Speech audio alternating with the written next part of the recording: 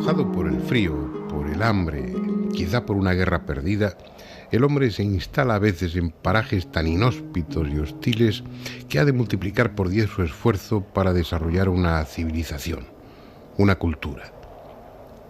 La costa de Perú es así, torturada y seca, tan sedienta y pobre de recursos que cuesta entender la razón que llevó a aquellas gentes de Nazca, de Paracas o de Ica a instalarse allí en tiempos remotos.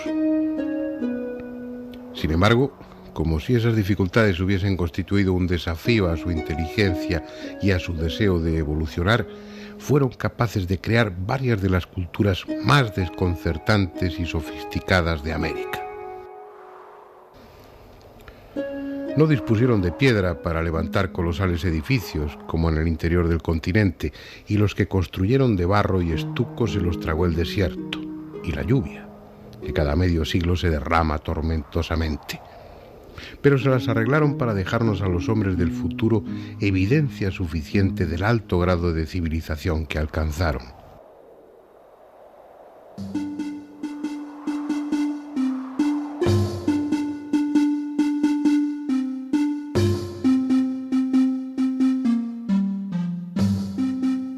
Lo hicieron a través de su cerámica policromada, en ocasiones tan delgada y dura como el cristal, o a través de los delicados tejidos con los que preparaban el fardo funerario para sus momias, tan ricos en su diseño y colorido que no tienen parangón en el resto del mundo.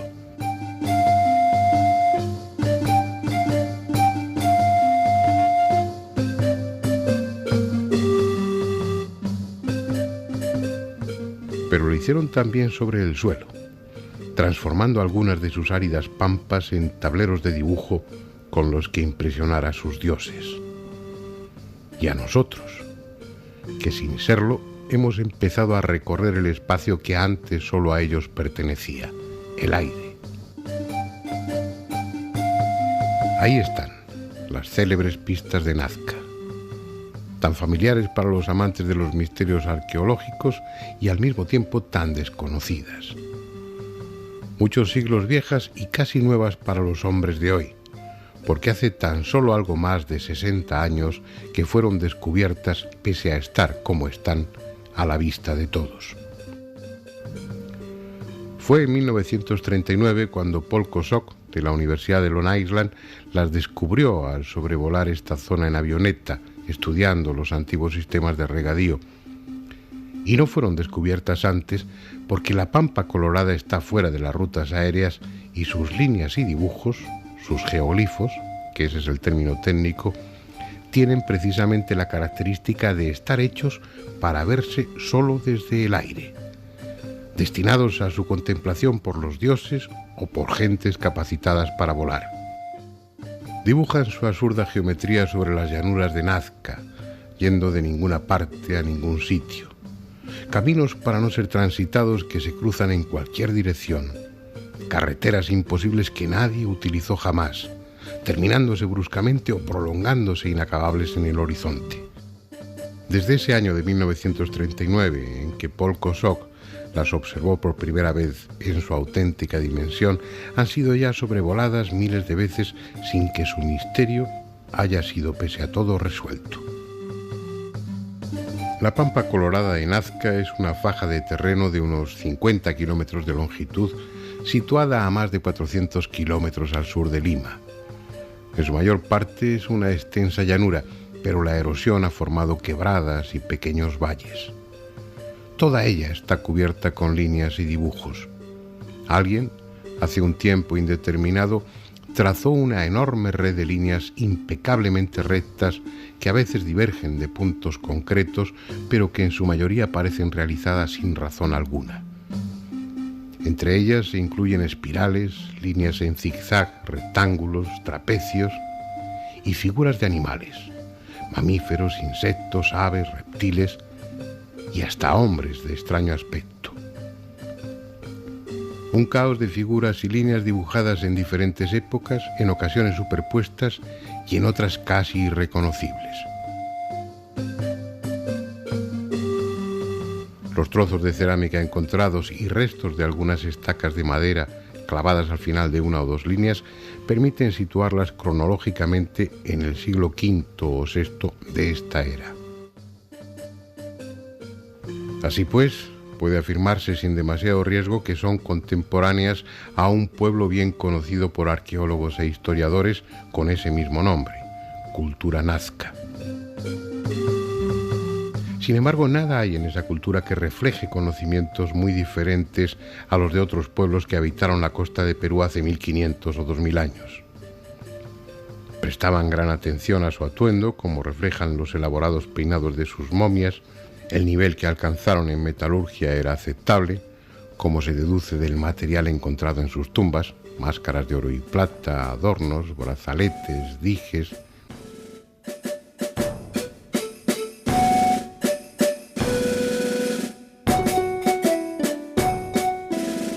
Y la técnica de momificación también era equiparable a la de las culturas próximas, bastante elemental, pero suficiente gracias a la porosidad del suelo y a la extrema sequedad del ambiente. Ni siquiera puede decirse que social y humanamente estuviesen muy evolucionados. No tenían reparo en adornar sus cinturones con las cabezas momificadas de sus enemigos, costumbre esta de la que dejaron abundante muestra en su cerámica y no pocas piezas de esas cabezas trofeo en las tumbas. Pero como veremos, tampoco se necesitaron grandes medios técnicos para realizar los geoglifos.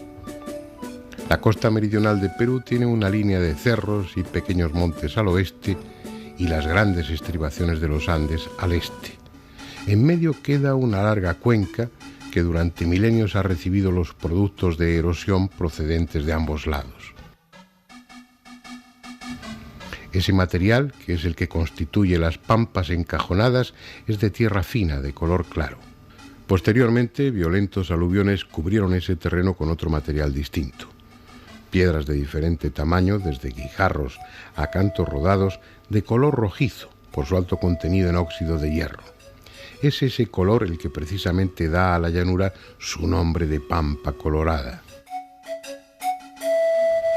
Líneas y dibujos fueron realizados con el simple sistema de retirar la capa superficial de color rojizo y dejar al descubierto la tierra que hay debajo, una anhidrita de color mucho más claro. Aunque sencillo, el trabajo supuso un enorme esfuerzo. Un cálculo empleando mano de obra actual permite deducir que algunos de los grandes rectángulos emplearon a 300 personas trabajando durante 2 meses en jornadas de sol a sol. Las líneas estrechas también implicaron una enorme tarea porque son muchísimo más largas. Pese a su sencillez, constituyen un trabajo impecable, con un error de desviación de tan solo 2 metros por kilómetro, es decir, un error del 2 por 1000.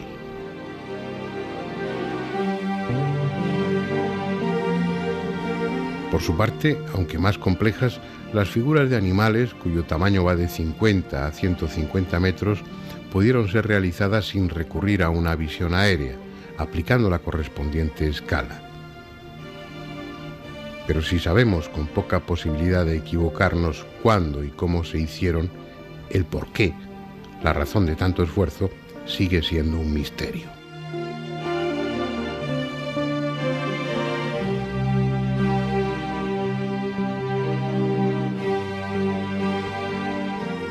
El primer paso, antes de entrar en hipótesis más exóticas, será preguntar a María Reiche, la licenciada en Ciencias Exactas alemana que pasó casi 50 años de su vida estudiando las pistas de Nazca.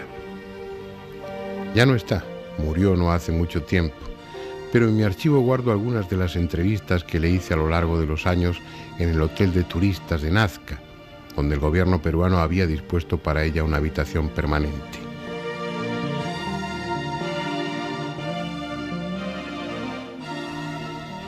Una mujer excepcional, tenaz hasta extremos inimaginables, que desde barrerlas con un gran escobón para hacerlas más visibles hasta conseguir que el gobierno dictara leyes que las protegieran, hizo por las pistas de Nazca más que nadie haya hecho o pueda hacer.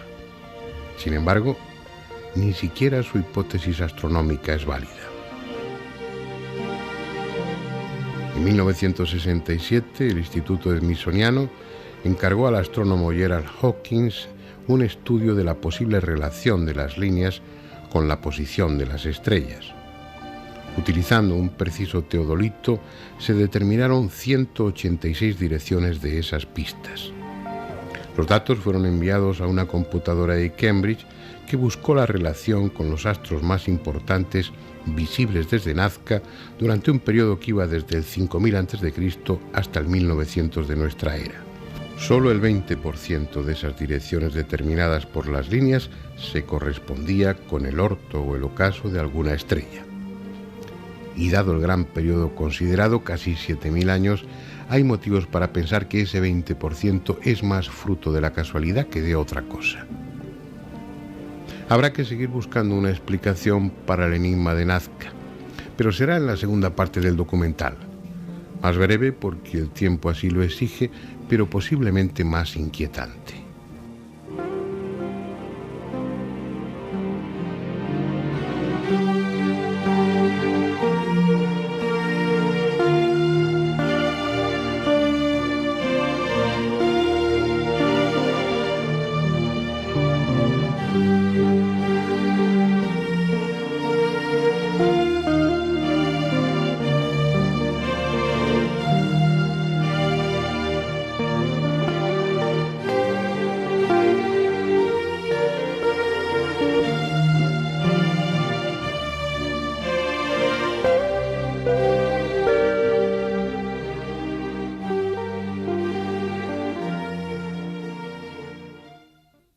Y para hablar del tema tenemos una serie de invitados esta noche que conocen bien las pistas de Nazca, que conocen bien las culturas sudamericanas y que van a aportar su experiencia y sus opiniones al respecto.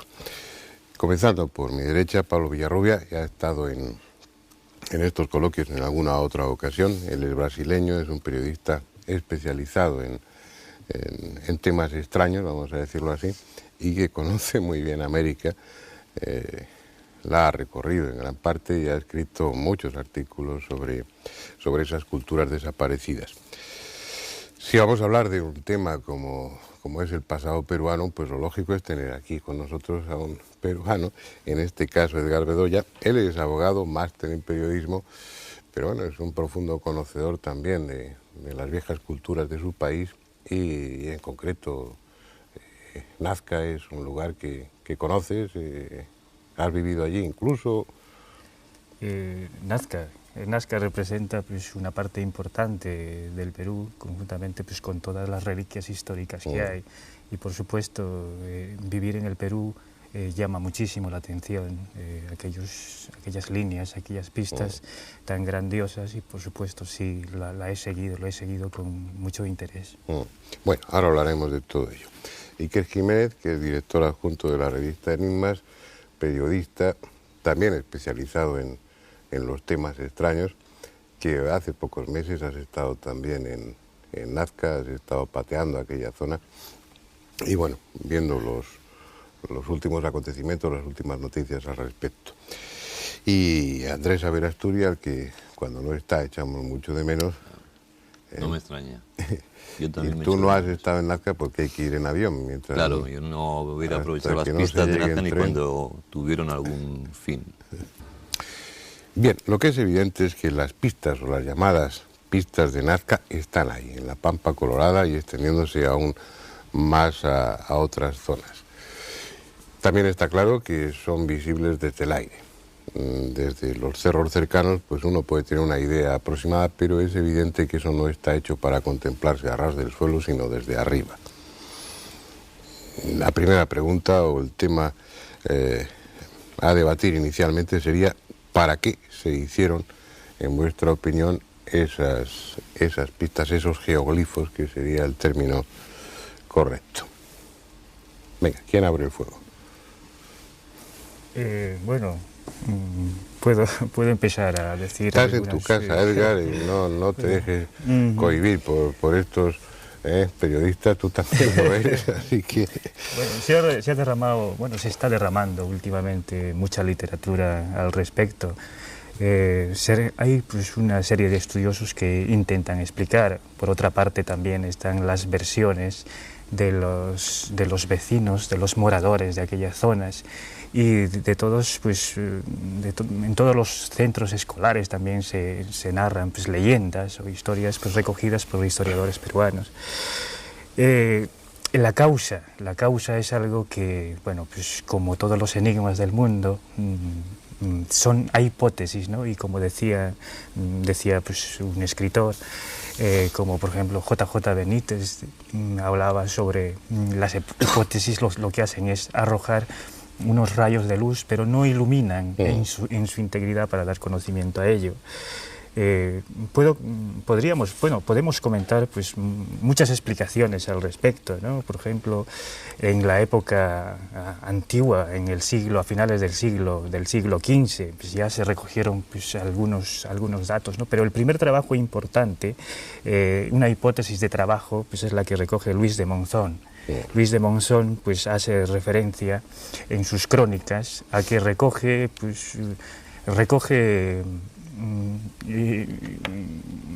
de los personajes del lugar lo que decían, sobre todo fundamentalmente. ¿Qué decían cuando llegaron allí pues los europeos y qué recogieron de las personas que vivían? ¿Qué opinaban ellos?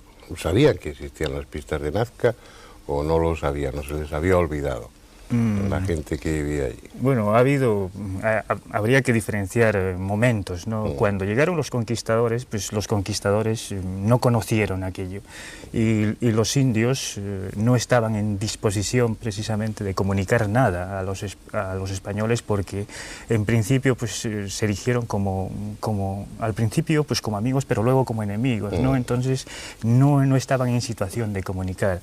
Pero por eso Luis de Monzón recoge pues las versiones de los mayores en la zona, y los mayores, la gente adulta, la gente mayor, los indígenas adultos decían al respecto de que la causa era de unos hombres que les denominaban viracocha. Los viracochas, y cuando decían, ¿y quiénes eran los viracochas? Pues los viracochas lo identificaban como hijos de un hombre Dios, y que llegaron al lugar y constituyeron una minoría étnica. Pues llegaron a través del cielo y enseñaron pues, a los moradores de la ciudad y fundamentalmente pues, a los nazqueños estas. Entonces, la construcción de esas pistas lo que significaba era algo así como decir, pues aquí te esperamos, ¿no? Te esperamos cuando volváis. O sea, sería un mensaje afectivo y un recordatorio. Exacto, una especie un mensaje de reclamo, reconocimiento, ¿no? Es reconocimiento a alguien que podía ver desde el cielo, a alguien que podía ver desde las alturas. Bien, sí, esa es una constante en muchas de las culturas americanas, ¿no? El hacer referencia a unos seres venidos de por ahí arriba, a unos héroes, a unos semidioses. Viracocha es el dios de los Andes, el que planifica, el que pone en marcha todo aquello, y que tiene unos descendientes que también están dotados de grandes capacidades técnicas. ¿Hasta qué punto, cuando hablamos de eso, pensáis que es pura mitología o que realmente se está aludiendo de una forma más o menos adornada a hechos auténticos? ¿Hasta qué punto habría que dar, cuando uno habla de las pistas de Nazca, es justo reconocer que gran parte de su popularidad se debe a Von Däniken y a aquellos libros y aquellos documentales que hizo? Pero él sugería una hipótesis descabellada, que cualquiera que va allí puede comprobar. Eso no pueden ser pistas de aterrizaje ni lo han sido nunca. Pero sí está claro que parece haber una vinculación con alguien venido de por ahí fuera. ¿Dioses fabricados por el hombre, pura mitología, pura religión? ¿O creéis que se está aludiendo a hechos reales? A la visita tendrían que ser de otro planeta, aunque cueste así decirlo, porque hace unos cuantos siglos no había nadie que pudiera volar aquí en esta tierra. ¿Se estaría hablando de hechos o se estaría hablando de pura religión, de pura mitología? Don Fernando, hay una hipótesis muy curiosa, y bueno, surgió a principios de los 70 o a finales de los 60, esta teoría, bueno, que fue además, se hizo después un vuelo, de que los incas o los pre-incas que habitaban esa región, más bien, conocían técnicas de vuelo en globo, o sea que podrían construir unos globos primitivos y desde esos globos podrían trazar, o sea, orientar, ¿no?, estas líneas. Y eso me parece un aspecto muy interesante. ¿Serían estos quizás los hombres que vinieron del cielo? Hombres que no creo que vinieran en globo, ¿no? Un globo. Pero yo seguí, es un tema que a mí me ha apasionado, pues como a vosotros también. El ser más viejo tiene la ventaja de que hace más años que me vengo apasionando del tema. Esa hipótesis que luego se llevó a la práctica, se construyó incluso un globo. Un prototipo, ¿no? Sí. Y no sé de qué universidad norteamericana eran quienes lo hicieron. Pero eso lo único que demuestra es que los antiguos habitantes de la Pampa Colorada, los antiguos habitantes de Nazca, podrían haber construido un globo, únicamente porque los materiales estaban ahí, tampoco hace falta mucho, en definitiva era un globo de aire caliente, pero eso no quiere decir que lo hicieran, ni mucho menos. Exacto. Tampoco también estaban en situación técnica, pues de construir relojes, y no los construyeron, como había relojes aquí hace pues unos cuantos siglos que funcionaban perfectamente, eran muy rústicos, pero veían el tiempo. No, pienso que eso no, además es que no tiene sentido. Estamos hablando de una cultura que no surge de una forma aislada y brusca, sino que tiene toda una tradición. Junto a las pistas de Nazca está la cerámica de Nazca, por ejemplo, además es prodigiosa, muy bonita. No hay representaciones de globos en ningún sitio, que hubiera sido algo muy importante dentro de una cultura, ¿no? El poder remontarse en el aire es algo de lo que tendría que haber quedado constancia. En cambio, de lo que sí hay, sobre todo los mantos de Paracas, que está al lado, sí son representaciones de esos dioses o héroes flotando en el aire, como si estuvieran desplazándose sin vehículos. Ahí no hay representaciones de naves. Pero bueno, te he interrumpido tu discurso. Y lo que quiero es que habléis vosotros, no yo, venga. Se te va Andrés, ¿qué haces? ¿Te pones ahí a leer una revista mientras estamos aquí debatiendo? No, si estoy leyendo el artículo de... Además que Iker estuvo recientemente ahí también en Nazca, ¿no? Podría...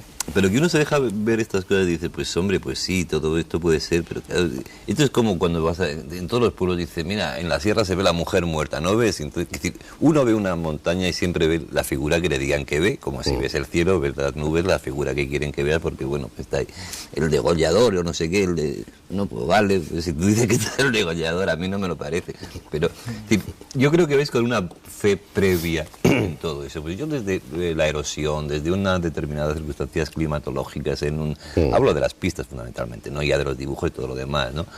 Pues le doy 100.000 explicaciones bastante más sencillas o más elementales que esta. A ver, una. Pues eso, fenómenos de erosión. No, eso es absolutamente imposible. Descartado porque solamente son artificiales las líneas.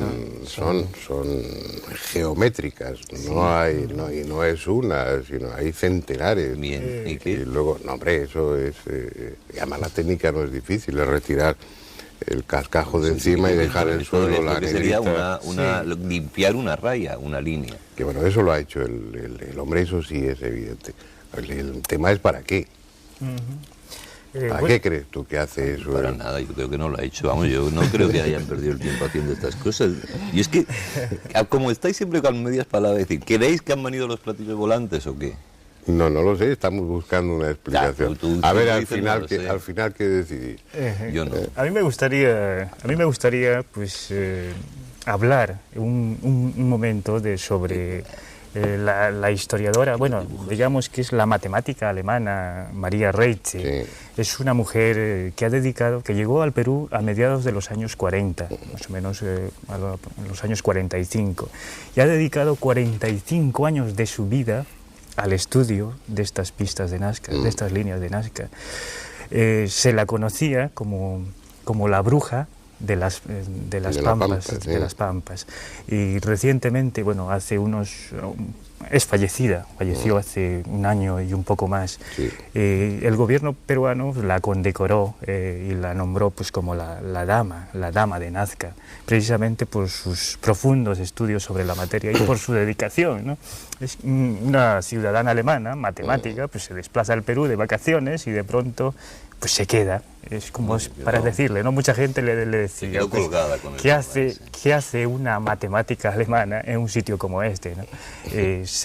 Se hablan cosas muy curiosas de ella, como que estaba durante 10 años se pasó su vida a una escalera que le dejaba pues la compañía de teléfonos del Perú, viendo y analizando figura por figura.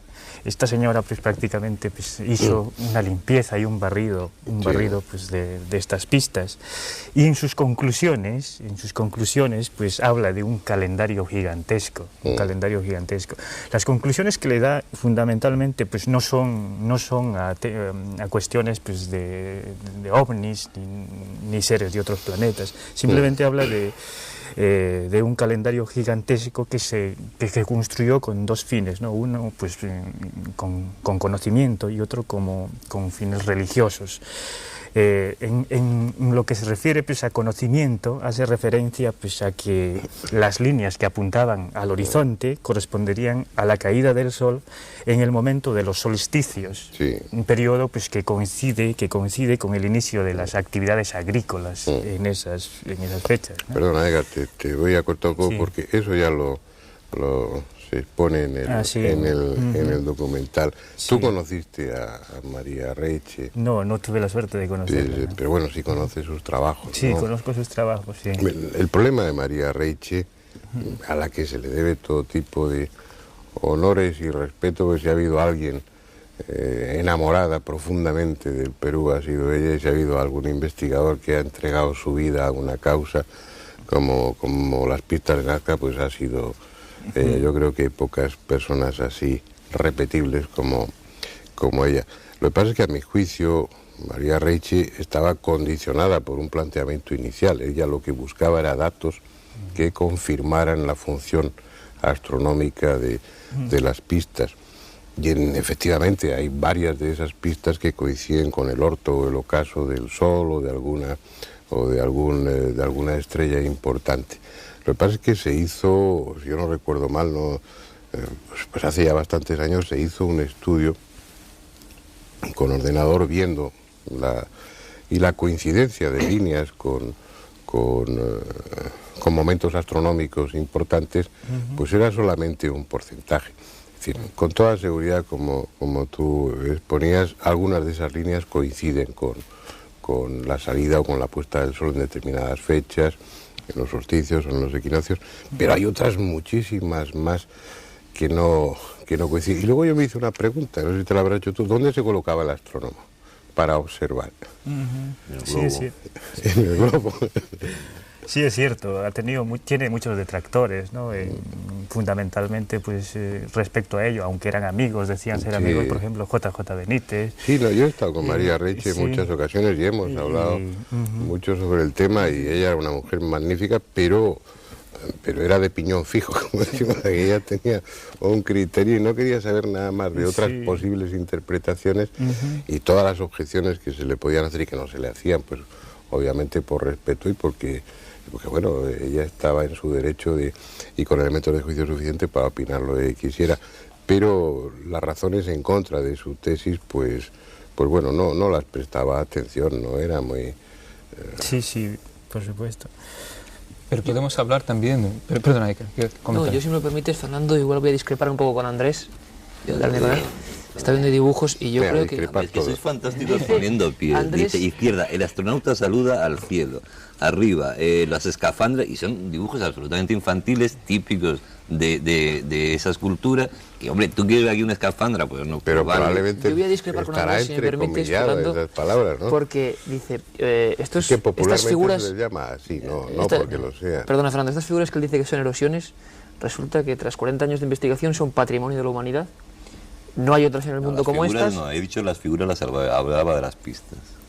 Bueno, claro, es que yo también te hablo de las figuras, ¿no? Que hay dibujos muy curiosos. Pero si me permitís, yo pondría un poco de misterio en el asunto. Estamos hablando de un tema bastante serio y yo creo que sí que es misterioso, ¿no? Hablabais de una profesora alemana que lleva ahí 40 años investigando, nos imaginamos a esa señora de pelo blanco, subir las escaleras, midiendo las pistas, pero tienes razón, Fernando, yo pienso, al menos en mi corta experiencia ahí en Perú, que tenía unas ideas muy concretas, ¿no? Unas ideas que era demostrar el científico que tiene su idea preconcebida y quiere demostrarlo. Sin embargo, lo que es cierto es que María Reche, algunas figuras que sacáis en ese reportaje vuestro, hay algunas figuras desconocidas por completo, que se pierden pampa colorada abajo, en territorios apenas casi vírgenes o muy poco visitados, y que son figuras, Fernando, muy extrañas. Tú las has podido ver. Son figuras que no tienen nada que ver con animales, con pájaros, son figuras, como dice el amigo Andrés, que se ríe del astronauta y demás, pero son figuras que los... Me río de la interpretación que tú dices, que es el astronauta saludando como en plan torero, en plan Curro Romero, saludando a la posteridad, tío. La gente puede verlo en la pantalla, y yo creo que son figuras, de momento, antropomorfas, algunas con grandes cabezas, con ojos inmensos, y la cuestión es decir, que hace unos 2000 años, esa gente, ¿qué estaba representando? Cuando hace un ser con antenas, con dos... Yo ni sé si es extraterrestres o no lo sé, pero es curioso que en unas montañas de Perú parezcan estas figuras que no tienen nada que ver con animales, no tienen nada que ver con pistas. Y lo más curioso, Fernando, que esta señora alemana que trabaja 40 años no nos cuenta que están ahí, sino que se descubren casi por accidente después, ¿no? No, ella no se metía en otras interpretaciones. Ella descubrió una de las funciones de las pistas Nazca, que es que algunas de esas líneas coincidían con momentos astronómicos. Ella, por supuesto, entendía, conocía el tema mejor que nadie, que había muchísimas más líneas que no coincidían con... Bueno, pero al coincidir, estas cuando menos tienen una función astronómica, una función calendárica, para medir ciclos, lo cual también es lógico. Es decir, si estás haciendo algo para que se vea desde arriba, ya sea para comunicarte con los dioses o con marcianos, pues no solamente estás llamando su atención, sino que estás marcando determinados momentos, determinados hitos para señalar, para computar cuándo son sus visitas o cuándo se van a repetir. Tiene una función también para medir el tiempo, entre otras muchas, no es sorprendente.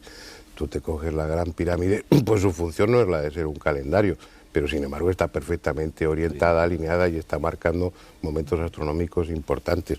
Eso hasta en las catedrales pasaba, en determinados momentos la luz que entra por una ventana, por una vidriera, pues dan... Es decir, el que hubiera una función astronómica en esas pistas no quiere decir que fueran un observatorio, sino que es una de las muchas funciones que podrían tener. Aceptado. Tenían una función astronómica algunas de las líneas, pero eso no justifica... Y además, yo se lo decía a ella, pero ¿para qué montar toda esa historia? Si lo que se busca es una alineación para determinar pues el punto del horizonte por el que aparece o sale el sol en una fecha determinada, es que lo marcas con 2 piedras. No tienes más que con 3 si quieres para precisar más. No tienes que trazar líneas a veces de decenas de kilómetros, algunas de ellas son tremendamente largas. Has dicho una cosa muy importante, o sea que yo diría que es el punto clave de la cuestión de las líneas de Nazca, es que ellas solo pueden ser vistas desde determinada altura, o sea, fueron hechas para ser vistas de lo alto. ¿Qué suponemos a partir de eso? Que realmente o existía alguien que estaba allí arriba mirando esas líneas, o que servía a alguien que estuviera allá arriba. Ahora, ¿allá arriba dónde? ¿Y quiénes estaban allá arriba? Ahí podemos retomar el tema también de los mapas de Piri Reis, los famosos mapas del almirante turco, ¿no? Que muestran la Tierra desde una perspectiva, supuestamente, ¿no? Lo que he leído, no sé si eso es cierto, no he podido averiguar a fondo el tema, desde una perspectiva como si fuera un satélite, ¿no? Que hubiera tomado o por lo menos visto, ¿no? La Tierra, y de ahí entonces el cartógrafo turco hubiera dibujado el mapa del planeta Tierra a partir de esa perspectiva. O sea, podemos hablar entonces de una tecnología en el pasado, desde la órbita terrestre, o entonces de un plano más bajo, pero aéreo, ¿no? Dentro de nuestra atmósfera, que pudieran, o sea, gente que pudiera contemplar, ¿no? Estas líneas, seres inteligentes a que hablamos, ¿no? Y para que ahora queda ahí la cuestión, ¿con qué objetivo, ¿no? Esa gente que estaba ahí arriba observaba esas líneas o les servía de algo esas líneas? Yo creo que la clave está ahí, o sea, en la posición, cómo fueron, o sea, de dónde se ven estas líneas. Tenemos que buscar la respuesta por ahí, me imagino. La cuestión, Pablo, es que lo que es extraño realmente es que, vuelvo a redundar, ¿en qué pinta ¿qué demonios pinta un personaje de 70 metros de altura, con esas grandes cabezas, y que además tú, Fernando, que conoces bien la mitología y los dioses interpretados en figuras cerámicas, no hay ese tipo de dioses? Yo admito que haya dibujos religiosos, ¿no? Es decir, que estos seres, estas personas hace 2000 años representaron mensajes para sus dioses. Me parece más lógico que incluso que pistas y demás historias. Pero lo que sí me parece curioso es que hay algunos personajes muy concretos, que yo no les llamo el astronauta, que lo llaman allí astronauta, les ponen nombres. Y su séquito. Y su séquito. Realmente estos son como fuera de catálogo, ¿no? Están ahí de repente, nadie sabe por qué. Claro. Y a mí lo que me parece raro es que había, no voy a hablar de conspiración ni mucho menos, pero sí es cierto que yo hablaba con los pilotos y una cosa es lo que ve pues la gente que vaya a Nazca, ¿no? Y le pasan pues el colibrí, la ballena, no sé qué, las figuras típicas y además bastante tranquilizadoras, ¿no? Y dan una explicación oficial. Aquí están las figuras que nuestros antepasados crearon. Sin embargo, yo recuerdo perfectamente, por ejemplo, a un piloto, José Zabaleta Estrada, que me dijo, mira, pues yendo esos montes para allá donde ni siquiera circulan las avionetas, y te pude ir con él al final, hay otras muchas figuras que ni siquiera se han catalogado, que ni siquiera han salido en publicaciones y que rompen esas teorías, porque son figuras de seres humanoides que están ahí mirando al cielo, yo no sé qué explicación tienen, pero que rompen todo lo que se ha dicho hace 45 años sobre estas líneas. Y es lo misterioso realmente, ¿no? Porque unos kilómetros más allá hay algo de lo que no se habla. A ver, lo que pasa, ahí hay dos aspectos, a mi juicio, importantes. Uno, que está claro, que están hechas para ser vistas desde el aire, ya sea por seres hipotéticos, los dioses, o por seres reales que volaban. Uno ya puede escoger una de las dos hipótesis. Otro punto importante, a mi juicio, es que hablamos de las pistas de Nazca porque en la Pampa Colorada hay una extraordinaria concentración de todo ese tipo de geoglifos, de líneas, espirales, dibujos de insectos, dibujos de animales, realizados magníficamente. No digo que no estuviera al alcance de ellos, se hicieron pruebas y se demostró que trabajando a escala así se puede hacer eso. La técnica, además, como conocéis bien, es sencilla porque es apartar la capa superficial, que es de color ocre, y queda debajo pues un terreno que es rico en anhidrita y es mucho más claro.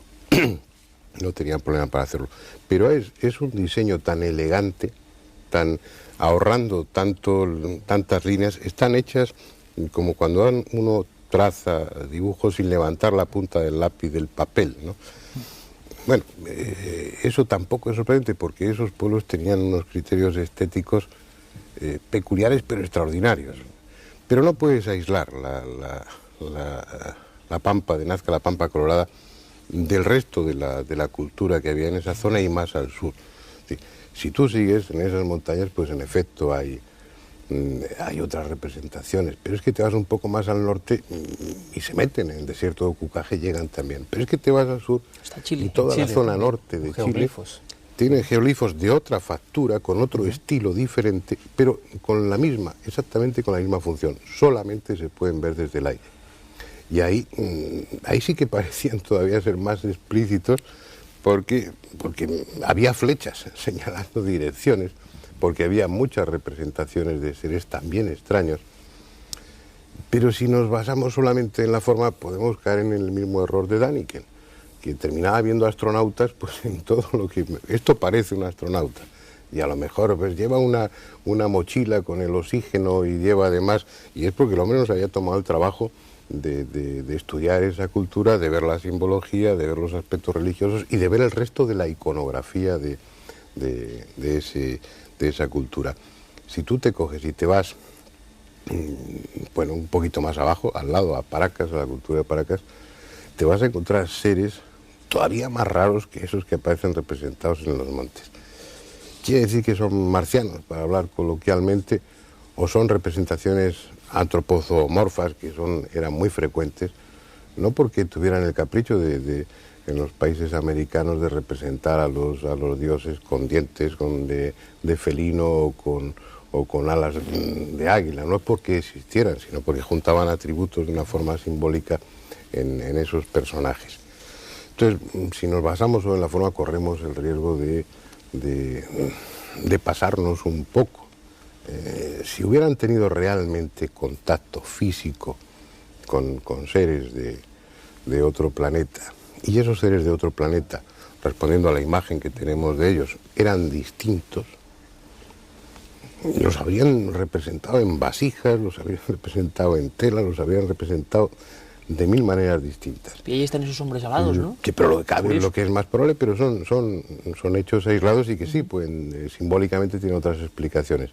Lo más probable es que los hayan representado, pero no nos llama la atención en sus representaciones porque eran iguales que nosotros. Eso es lo más, fácil. La cultura, bueno, pues que seguramente conocemos un 5%, un 3% de lo que fue aquella cultura, que efectivamente fue una cultura refinadísima, que fue una cultura que llegó a unos extremos de sabiduría, de conocimientos, de astronomía y tal, y dejó esto que forma parte de algo que desapareció y otras cosas que han quedado. Entonces, lo bonito es meterse lo que es divertido es empezar a explicarse, pues no, pues tampoco te tienes que explicar. Las calzadas romanas, si las descubrieran dentro de no sé cuánto, pues unos señores que hicieron unas calzadas romanas porque estaban muy puestos en la ingeniería.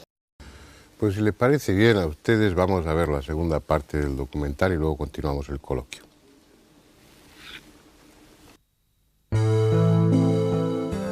Con todos los respetos a la figura de María Reiche y sin negarle ni uno solo de sus méritos, hemos visto que su hipótesis, considerando las líneas de Nazca como un observatorio astronómico, puede descartarse. Era una idea sugestiva, que encajaba con los esquemas arqueológicos más conservadores y que fue apoyada por muchos, quienes incluso veían en las figuras de animales trazadas junto a las líneas un equivalente de las figuras del zodiaco en la astrología clásica. Pero si no tienen una función astronómica, ¿para qué están ahí? Entre el gran público, muchos creen que son lo que parecen, pistas de aterrizaje.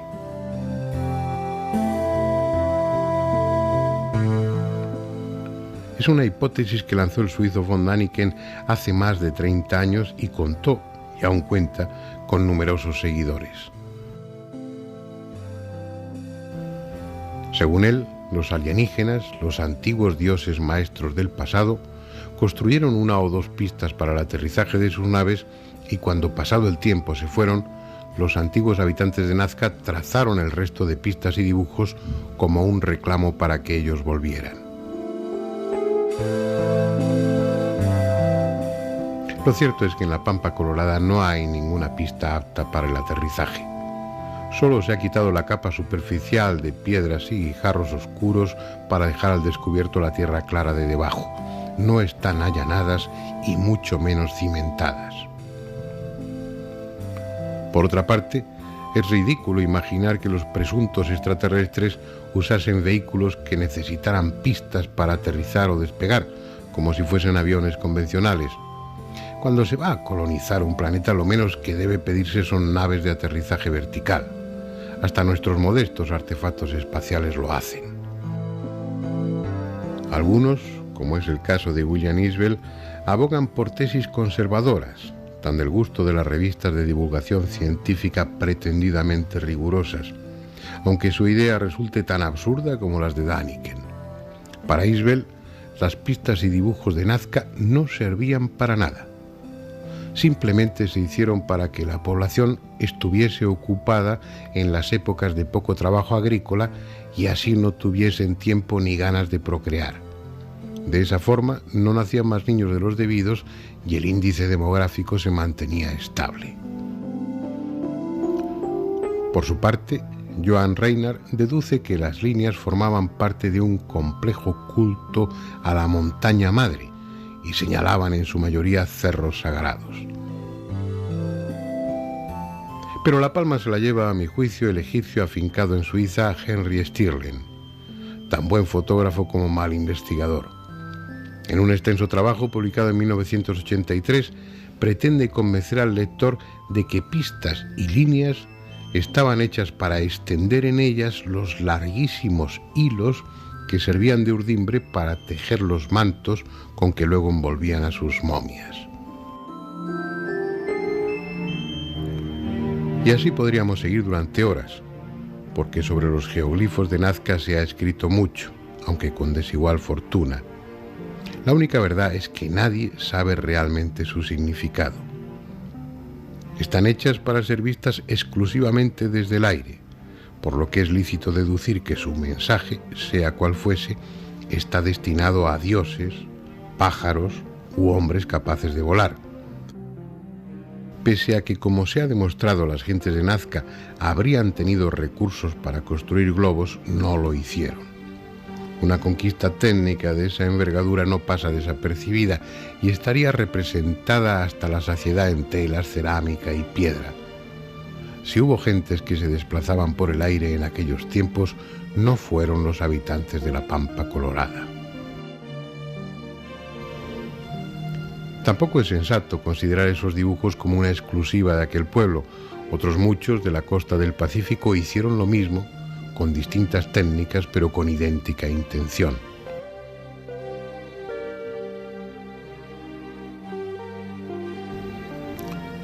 No muy lejos está el mal llamado Candelabro de los Andes, en una ladera de la costa, en la punta Pejerrey, visible desde el mar y desde el aire. Es como el emblema de una cultura, una especie de estandarte que marcase los dominios de un imperio ya olvidado. Mide 183 metros en su parte más larga y las líneas que lo forman tienen 5 de anchura y apenas 50 centímetros de profundidad. Las brumas, cargadas de sal, lo protegen con una fina costra. Y como nunca llueve intensamente, puede llevar ahí 1000 años o 10.000. Pero aunque no sea candelabro ni esté en los Andes, parece innegable que guarda relación con las vecinas pistas de Nazca.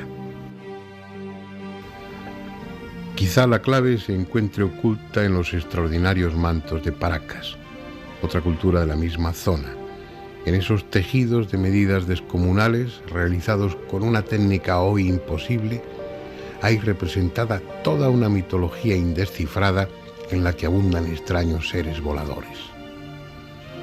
Habrá que hablar de esa cultura, de esos mantos y de las extrañas criaturas en ellos representadas, pero no en esta ocasión.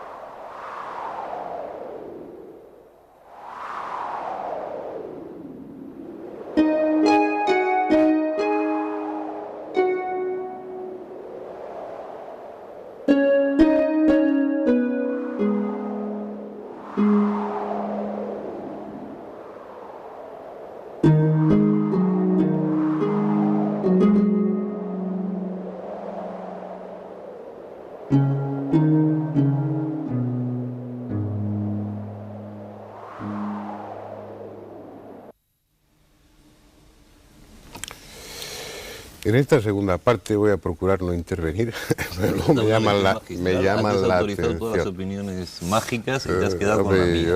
Debéis entender, y también ruego a los espectadores que lo entiendan, que uno tiene temas ante los que está especialmente sensibilizado. Las pirámides y la cultura maya, son dos cosas que te fascinan. Sí, en este caso, pues también las pistas de Nazca. No, todo Sudamérica en general. Me interesa mucho, pero voy a callarme, aunque digáis cosas con las que no esté de acuerdo, bueno, los protagonistas sois vosotros. Ocurre una cuestión, ¿no? Que cuando no se logra dar una explicación satisfactoria o lógico a algo, se generan pues innumerables leyendas y mitos, ¿no? Y en este caso pues también se han generado. Se cuentan en los colegios, ¿no? En los institutos, hay unas leyendas, por ejemplo, las más graciosas hacen pues, referencia a que se tratan de pistas de aterrizaje, pero aún hay otra que abunda más al respecto. Lo relaciona con un candelabro de Paracas, supongo que no sé si habéis oído hablar de él. También son unas líneas y Paracas, el candelabro, es un tridente que está aproximadamente a unos 200 kilómetros de las pistas de Nazca. Y la leyenda dice que el tridente era un aviso para que los ovnis que llegaban al Perú, para que desaceleraran, para que aminoraran su velocidad y así pues tenían como orientación para aterrizar ya fácilmente en las pistas de Nazca. Pues entonces es una leyenda pues, que de alguna manera se explica en los colegios y la gente, pues los alumnos lo toman a bien, ¿no? No se ríe. A mí me gustan mucho más las leyendas que intentar descifrar la verdad. La verdad me importa un bledo, mucho más bonito pensar que los hombres volaban, que iban en globo estos otros. Y además que se llame Paracas, un sitio donde estamos hablando como de paracaidista, ¿no? Queda muy bien. No, pero yo estoy convencido de eso, de lo que tú decías. Quiero decir, yo cada día estoy más seguro de que aquí ha habido gente que ha sabido mucho, que ha desaparecido esa civilización global y que han quedado unos restos separados de todo lo que era aquello. Como decir, la clásica de esa tercera guerra mundial que todo el mundo nos ha hablado, ¿no? Que la cuarta sería bastonazos, que dijo no sé quién, la tercera no sé cómo será, pero la cuarta será a huesazo limpio. Bueno, pues eso, y de repente aparecerá un ordenador. Y entonces empezarán a elucubrar para qué servía el ordenador y no sabrán nada de nosotros, solo quedará un ordenador. Pero Andrés, mira, aunque le parezca absurdo, Andrés, ¿no? Yo creo una teoría de que realmente existieron hombres que volaron. Y me atrevo a decirlo que sí. ¿Por qué? En parapsicología conocemos casos de mucha gente, no digo mucha gente, algunas personas dotadas de poderes paranormales que podían levitar. Recordarnos del caso de Mirabelli, el célebre medium brasileño, que realmente podía levitar, o sea, levantarse a una altura a lo mejor de 4 o 5 metros del suelo. Ahí ya no hablamos de alturas tan elevadas, ¿no? Altitudes tan grandes como las de, a lo mejor, de Nazca. Pero pensemos en la siguiente posibilidad, que los amautas, todos los grandes chamanes de América Latina, tenían grandes capacidades paranormales. Eso lo vamos a encontrar desde México hasta Patagonia. Hay muchas historias, leyendas. Y Fernando tocó un tema interesante también, que es esa simbiosis, el ser humano con el animal. Podemos recordarnos también de los nahuales en Centroamérica, hombres que tendrían, chamanes, ¿no? Hechiceros que tenían capacidad de transformarse en animales. Y hay una historia muy curiosa, lo cuentan las crónicas españolas, en el caso de Pedro Alvarado, lugarteniente de Hernán Cortés, que cuando estuvo en Utatlán, en actual Guatemala, invadió Utatlán, ¿no? Con un gran ejército, pues conquistaron la ciudad, y en el momento que se llevaba a cabo esa batalla, el jefe, ¿no? del grupo Maya Quiché de Utatlán, este hombre se transformó en un águila. Entonces, en un águila sobrevolando la región de la batalla, y Alvarado cuenta, ¿no? Se reza la crónica, coge una lanza y la echa, ¿no? contra este águila. Y el animal cae muerto a los pies de Alvarado y luego se transforma en hombre, ¿no? Una leyenda, o realmente tendrían capacidad de transformarse estos hombres en... Pero digamos que estos son lo que cuenta, digamos, en Perú también tenemos el hombre famoso, el mito del hombre jaguar, ¿no? Que se podían transformar en jaguares los hombres. Y el hombre lobo.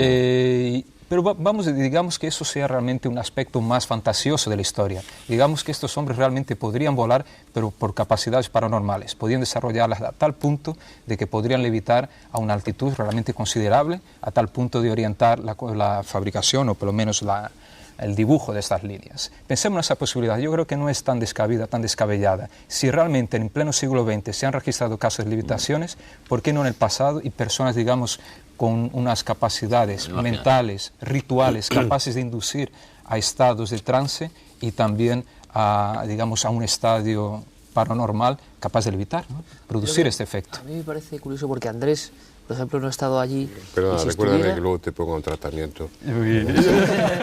Si estuviese Andrés, realmente iba a llevarse una impresión. Yo creo que te fascinaría el lugar. Pero si a mí me fascina, pero una cosa es que me fascina y otra cosa es que Si yo no tengo ninguna explicación, cuidado, yo no es que nunca, jamás tenía explicaciones para nada. Lo que quiero decir a la audiencia es que si pueden realmente, vayan a Nazca, vayan a Perú, porque mucho más allá de explicaciones y demás van a sentir cosas curiosas. Claro, lo digo, pero si seguramente son lugares mágicos y míticos y todas las esdrújulas que quieras poner. Hay que imaginarse un desierto, además ahora bastante afectado por todo tipo de crisis económicas y demás, y la impresión que da en los dibujos que nunca pueden ser vistos desde el suelo, la impresión que da esa gente que empleó años en hacer dibujos que jamás pudieron ver, que eso es muy curioso. No es lo mismo, la gente decía, bueno, es que uno va a la Catedral de Santiago y se impresiona también, por supuesto. Esto fue hace 2000 años y fueron creaciones trabajando cientos de personas probablemente que jamás pudieron ver. Tú estás viendo aquí dibujos, o has visto en el reportaje que dibujos. las catedrales hacían al final, el maestro hacía un pajarito pequeño en un sitio que nadie podía ver para que lo viera Dios nada más. Quiere decir Sí, que pero el te quiero decir religioso provoca... que igual sobrecoge aún más, Andrés, esta historia de en pleno desierto, en una de las zonas más áridas del mundo, estos dibujos, que sea la explicación que tengan. Es curioso toda esta ingeniería, toda esta obra, todo este esfuerzo de cientos de personas para obras que ellos jamás pudieron contemplar, porque solo podemos contemplarlo desde una moderna avioneta. Exacto. Eso ya es un misterio. ¿Por qué toda una cultura misteriosa en un desierto y no otras hicieron esta obra de ingeniería tremenda? Porque otras hicieron otras obras de ingeniería tremendas, otras hicieron otras obras de ingeniería. Es decir, todo el globo terráqueo está lleno de obras de ingeniería tremenda que no nos podemos explicar. Ya no, pero el tema es buscar, Andrés, buscar ahora, explicación. ¿todo eso tiene un origen común? Pues seguramente, insisto, seguramente sí. Seguramente es una civilización anterior, la famosa Atlántida, que algún día hablamos aquí. Bueno, seguramente, o algo parecido a eso, no necesariamente. Pero claro, imaginarme que el desierto ese, si encima le añado a los chamanes levitando a 25 metros, todos así, puestos en los aires parados, todos mirando, un poquito más recto, un poquito... No es fácil. Mira, hay que ser, en este caso, muy concretos. No hablamos de fantasmas de aparición, hablamos de figuras en un desierto que cualquiera puede ver. Puede ir allí y verlas, no hablamos de algo tangible. Y lo más curioso es, aparte de esto que comento, que ellos no lo pudieron ver, es que están ahí prácticamente. ¿Qué se hacía hace 2000 años en el mundo? Comentadme un poco obras de este calibre en el mundo hace 2000 años. Hay diferentes obras, ¿no? Pero hablamos de una tecnología bastante avanzada. El problema es la distancia en el conocimiento. ¿No? Es decir, dentro de 1000 años, cuando se encuentren en Segovia, con esa obra magnífica, pues la gente dirá, bueno, ¿y qué tecnología tenían esto? Porque seguramente no sabrán nada de los romanos y se habrá perdido toda una civilización y todo lo demás. Es decir, lo que ocurre, investigar lo anterior sin tener el conocimiento, sin tener la fuente, sin tener periódicos de la época, siempre se abre a la fantasía, a los mitos y todo lo demás. Y además me parece bien, y estoy a favor de eso, y me encanta que sea así, ¿no? Ahora, no necesariamente tengo que pensar en el... ¿Cómo se llama este? ¿Cómo lo llaman? Como lo llaman, el astronauta y sus séquitos saludando brazo en alto al personal. Pero el planteamiento es muy simple, Andrés. Es partir de una realidad que observas ahí, a la que tienes que buscar una explicación, que tal vez no encuentres. Pero como sugiere Pablo, pues hay que recurrir a todas las hipótesis posibles y considerarlas. Lo primero que uno hace cuando investiga estos temas es descartar o ver si son descartables las hipótesis convencionales, las normales. Lo primero que se pensó, bueno, que podrían ser canales de riego. Inmediatamente se vio que eso no era posible porque tienen apenas unos centímetros y no tiene ningún sentido aquello.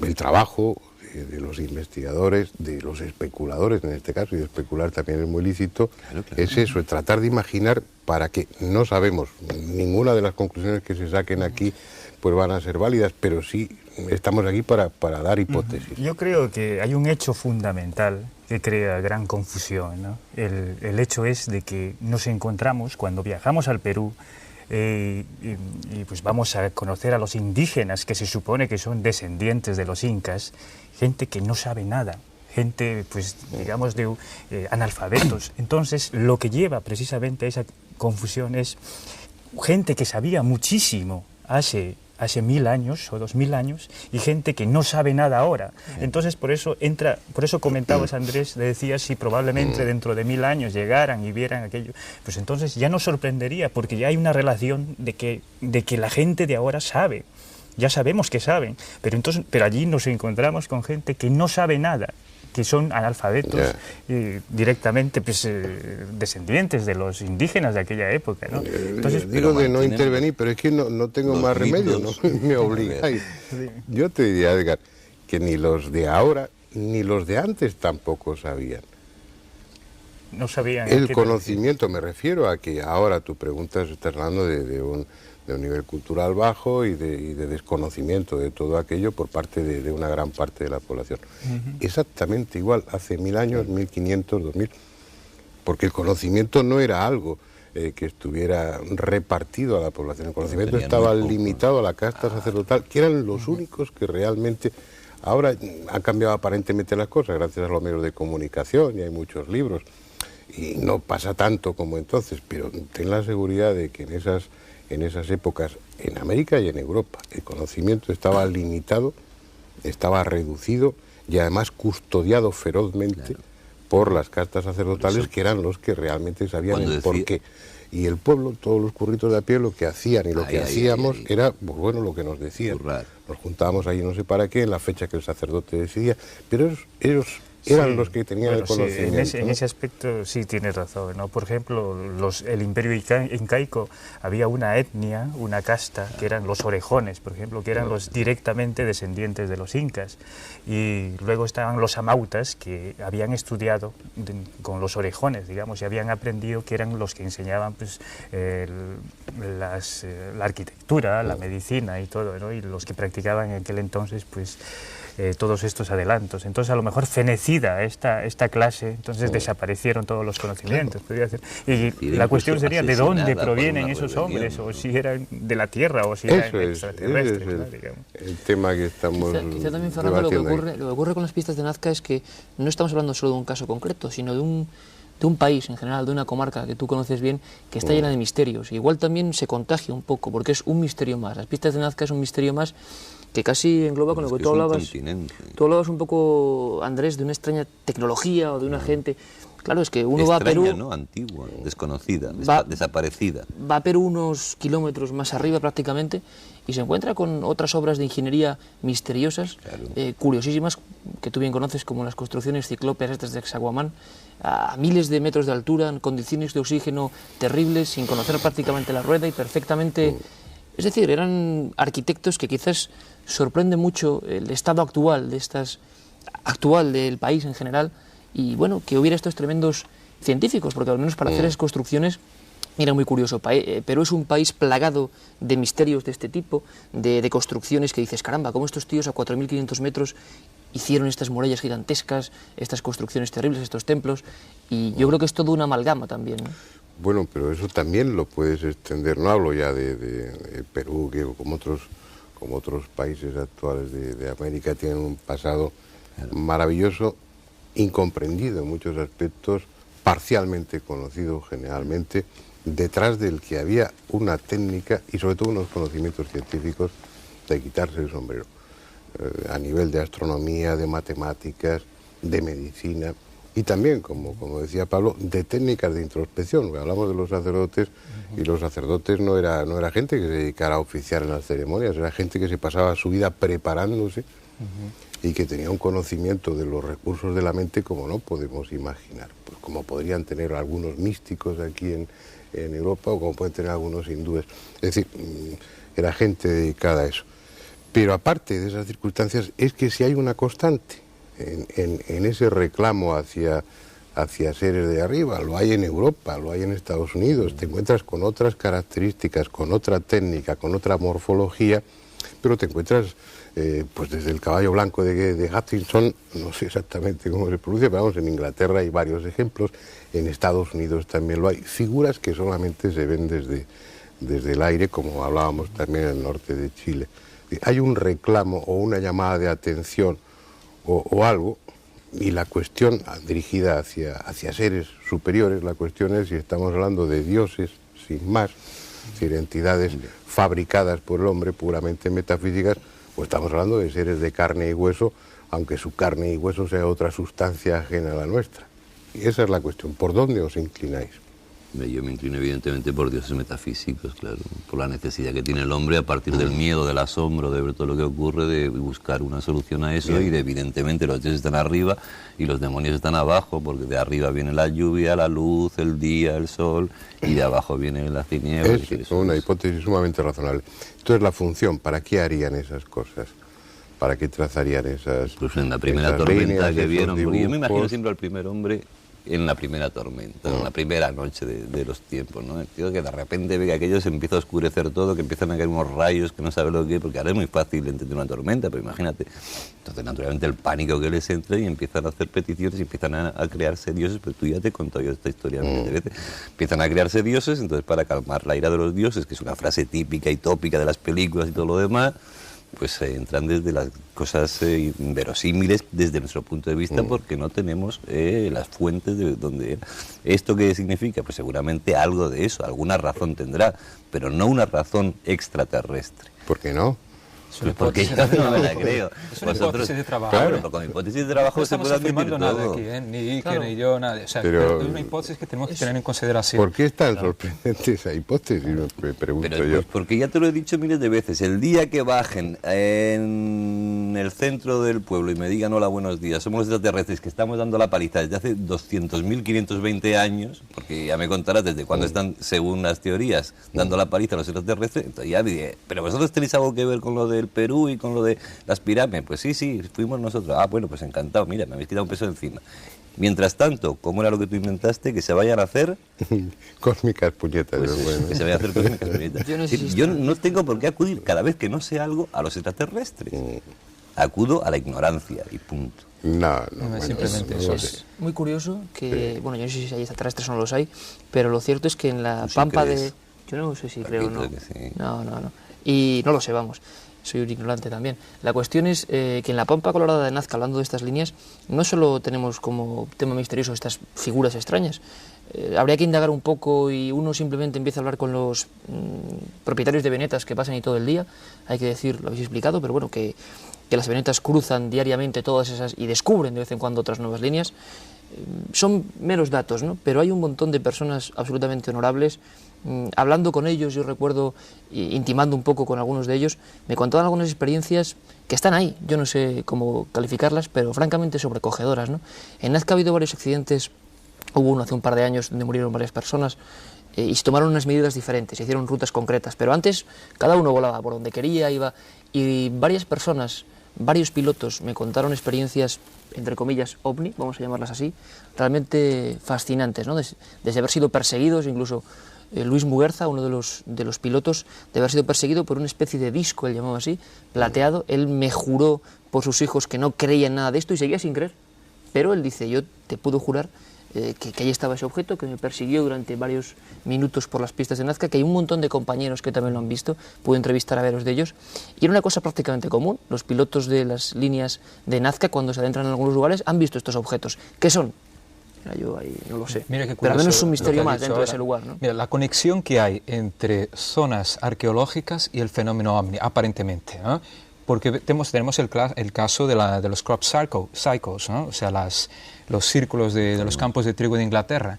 Fíjate qué curioso, vi una foto de Colin Bloy, me parece, que habían sacado una foto aérea, de uno de estos círculos cerca de Stonehenge, o sea, del círculo megalítico de Stonehenge se había formado, como, bueno, de la nada, surgió de la nada, un círculo muy detallado, muy perfecto, o sea, una serie de círculos, ¿no? Con figuras geométricas muy curiosas. Y muchos de estos círculos surgen justamente en la zona megalítica de Inglaterra.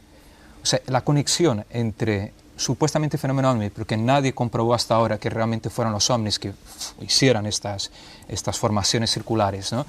Con una zona arqueológica en concreto, claro. Es muy curioso. Y lo mismo puede pasar también en Perú o en otras regiones del planeta. Ten en cuenta que sin irnos más lejos, en España mismo, aunque sería otro tema más largo, pero relacionado con la arqueología y estos fenómenos raros, desde hace siglos hay crónicas que cuentan las historias de esas luces populares o bolas de luz, no hablamos de platillos ni nada, sino bolas de luz que parecen tener un comportamiento inteligente y que siempre están muy cercanos a yacimientos arqueológicos funerarios muy concretos, ¿no?